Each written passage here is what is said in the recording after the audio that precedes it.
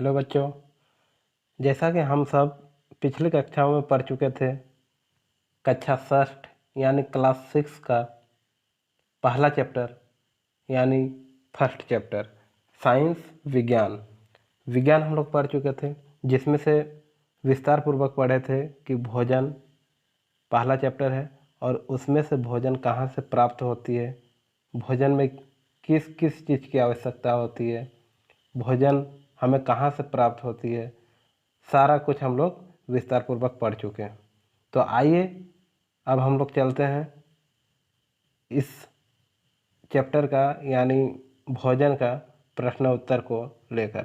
तो सबसे पहले यहाँ पर दिया हुआ है 1 नंबर में कि सही उत्तर का चयन कीजिए।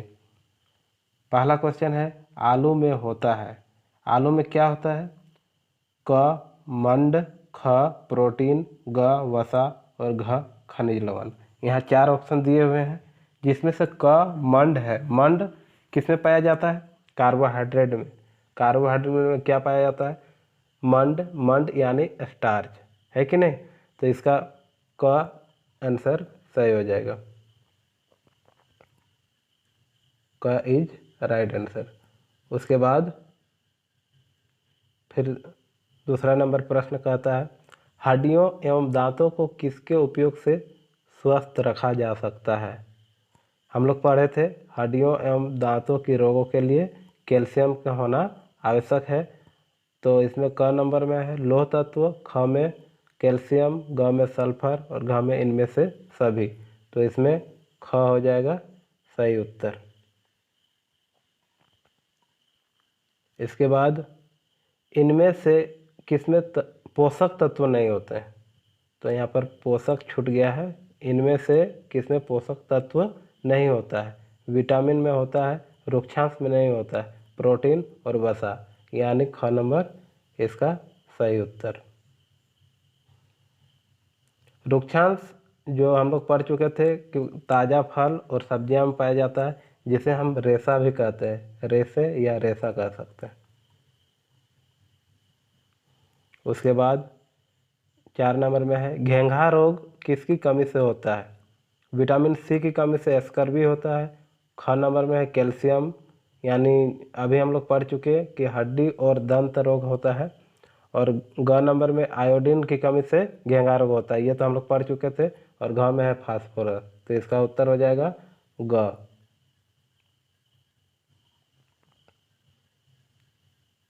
उसके बाद प्रश्न संख्या 2, ऐसे दो खाद्य पदार्थों के नाम लिखिए जिनमें पोषक तत्व प्रचुर मात्रा में होते हैं। तो पहले क्या है? वसा।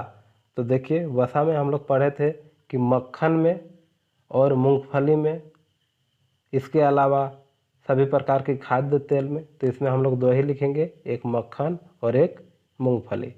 उसके बाद 2 नंबर में है मंड। मंड में क्या पाया जाता है? आलू में पाया जाता है मंड और चावल में पाया जाता है। मंड मतलब कार्बोहाइड्रेट में मंड पाया जाता है। तो आलू और हम लोग चावल में पढ़ते हैं, ठीक है, पढ़ चुके थे। उसके बाद हम लोग देखेंगे क्वेश्चन नंबर फिर 3 रुक्षांश अभी हम लोग चर्चा किए हैं, ताज़ा फल में और सब्जियां में। उसके बाद प्रोटीन अंडा में, दूध में, दाल में, मांस में। हालांकि यहाँ 2 ही लिखना है, हम लोग लिखते हैं दाल और मांस। उसके बाद 3 नंबर में इनमें सही कथन के सामने सही एवं गलत के सामने गलत का चिन्ह लगाइए।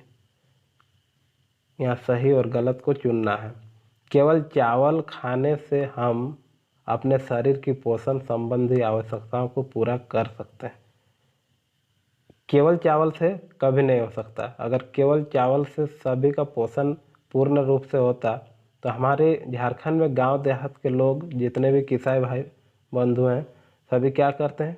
अधिकतर चावल का सेवन करते हैं। तो उन लोग को किसी प्रकार की कुपोषण का सामना नहीं करना पड़ता, अभावजन्य रोगों का सामना नहीं करना पड़ता। लेकिन ऐसा नहीं है, ये गलत है। केवल चावल से हमें सभी प्रकार की पोषण संबंधी आवश्यकताओं की पूर्ति नहीं हो सकती। उसके बाद है संतुलित आहार लेकर अभावजन्य रोगों की रोकथाम की जाती है। संतुलित आहार लेकर अभावजन्य रोगों की रोकथाम की जाती है। इसका बिल्कुल सही उत्तर है, संतुलित आहार से ही हम अभावजन्य रोगों की रोकथाम कर सकते हैं, ये सही है।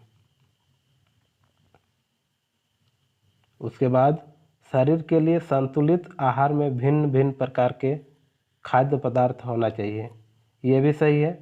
जैसा कि हम पिछली कक्षाओं में पढ़े थे कि शरीर के लिए संतुलित आहार जरूरी है, और संतुलित आहार हमारे विभिन्न प्रकार के रंग जैसे हरा, लाल, सफ़ेद सभी प्रकार के अलग अलग खाद्य पदार्थ होते हैं, सभी का सेवन करना चाहिए और सभी का पोषक तत्व अलग अलग पाया जाता है।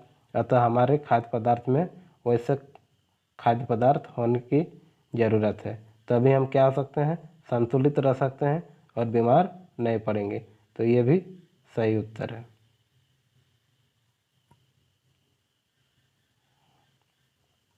उसके बाद शरीर को सभी पोषक तत्व उपलब्ध कराने के लिए केवल मांस पर्याप्त है, ये बिल्कुल गलत है। केवल मांस से सभी प्रकार के पोषक तत्व उपलब्ध कराने में हम सक्षम नहीं हो सकते हैं, ये गलत है।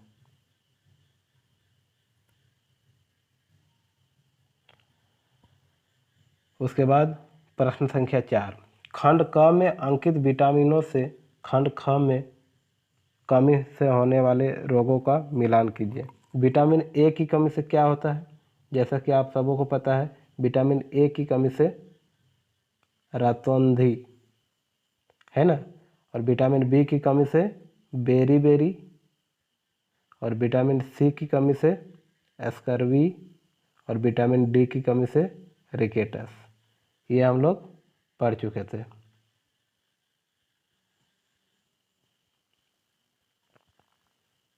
उसके बाद अगला है निम्नलिखित के दो दो उदाहरण लिखिए। कार्बोहाइड्रेट से भरपूर भोज्य पदार्थ, कार्बोहाइड्रेट से भरपूर भोज्य पदार्थ क्या क्या होता है, जैसे अभी हम लोग पिछली बार कक्षा में पढ़े थे कि चावल और आलू। उसके बाद है विटामिन सी से परिपूर्ण भोज्य पदार्थ, विटामिन सी से परिपूर्ण भोज्य पदार्थ क्या क्या है, नींबू है, संतरा है, इसके अलावा जितने खट्टे फल पाए जाते हैं सभी में विटामिन सी होती है। उसके बाद क्वेश्चन नंबर 3, लौह तत्व से युक्त भोज्य पदार्थ, लौह तत्व यानी आयरन हमें किससे मिलती है, पालक से, सेव से, इसके अलावा हमारे झारखंड में बहुत फेमस था मड़वा, मड़वा का रोटी बहुत फेमस है, अभी भी कहीं कहीं मिलता है और हमें खाना चाहिए, उसमें लौह तत्व की मात्रा अत्यधिक होती है। उसके बाद क्वेश्चन नंबर 4, अत्यधिक रुक्षांश के स्रोत वाले भोज्य पदार्थ, अत्यधिक रुक्षांश के स्रोत वाले भोज्य पदार्थ क्या क्या होते हैं, ताजे फल और सब्जियां। उसके बाद क्वेश्चन नंबर 5, खनिज तत्वों की कमी से होने वाले रोग, खनिज तत्वों की कमी से होने वाले रोग जैसे अरक्तता यानी खून की कमी और एनीमिया, और इसके अलावा होता है दंत क्षय, दंत की टूटना या तो फिर स्वतः गिरना, इस प्रकार के खनिज तत्वों की कमी से होने वाले रोग हैं। उसके बाद हम लोग क्वेश्चन नंबर 6 देखेंगे। निम्नलिखित के एक एक लक्षण लिखिए। सूखा रोग, सूखा रोग जैसा कि आप लोगों को पता है शरीर दुबला पतला हो जाता है, यानी हम लोग लिख सकते हैं कि शरीर में कंकाल दिखाई देना। उसके बाद दूसरा है पायरिया रोग, दंत क्षय एवं रक्त का स्राव होना। उसके बाद 3 में है घेंघा रोग, घेंघा रोग यानी गला में फूलना।